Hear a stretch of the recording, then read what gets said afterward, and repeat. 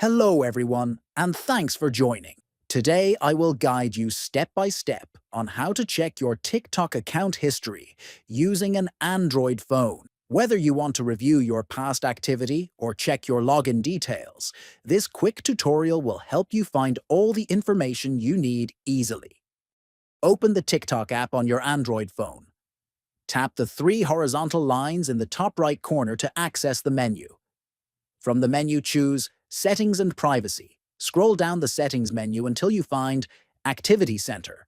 Inside the Activity Center, click on Account History. Here, you will see all the actions and history related to your TikTok account.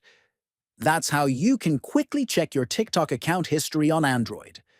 If you found this tutorial helpful, please like, comment, and subscribe for more useful tips. Thanks for watching, and see you next time.